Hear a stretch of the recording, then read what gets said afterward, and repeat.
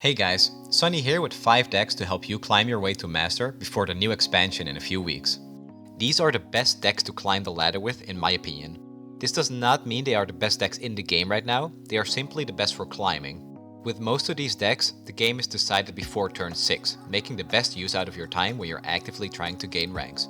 Decks like Karma Ezreal, Deep, and even the new trash locks that have been popping up are amazing decks, but they can be very complicated decks to play and usually games last a much longer time than mid-range or aggro decks. All decks will be linked in the description, so if you see something you like, give the list a new home in your collection.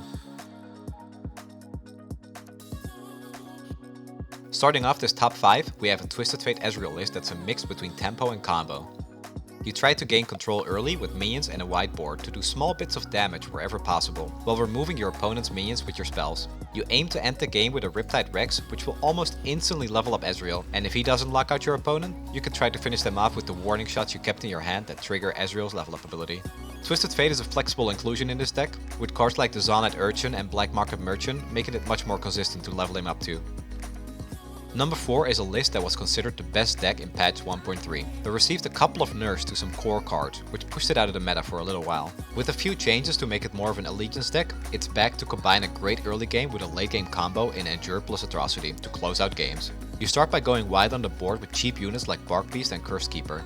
Playing Ravenous Butcher or the Blighted Caretaker on the Cursed Keeper is one of the best tempo swings Runeterra has to offer, making you go wide on the board and increasing the stats on all of your minions. Once you hit mid-game, you start applying even more pressure with Callista, Wraithcaller, and the Neverglade Collector. If your opponents somehow manage to get through all these big threats, you still have They Who Endure, who can close out a game for you with ease. It's not a top 5 list without some scouts. This is another mid-range deck that leans more towards the aggressive side with Lucian and Senna instead of Quinn. You start applying pressure by playing well-statted minions every turn and protecting them with Ranger's Resolve.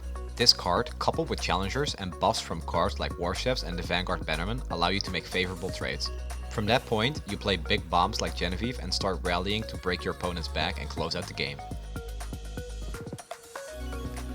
The deck on number 2 has been flying under the radar, but it matches up very well against most of the strong lists that are currently being played on the ladder. This is Elusive with Teemo and Zed. Kinku Wayfinder helps getting Teemo out of your deck and going wide on the board. This deck matches up very well against aggressive and mid-range decks because they don't have good ways of dealing with elusive units. So a buffed up Green Glade duo can often help you win games in just a few turns time. And now, number 1 goes to Frostbite mid-range with Ashe and Sejuani. This deck had one of the highest win rates in the game going into the Spirit Blossom patch.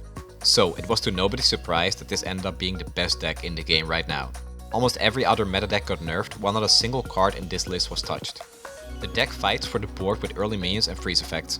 5 attack is the key breakpoint for this deck as it synergizes with Reckoning and being able to draw multiple cards with the Trifarian Assessor. Omen Hawk and the Heartguard help you reach the 5 attack easily. Freeze effects are good during combat and they make it easier to enable Reckoning and Culling Strike.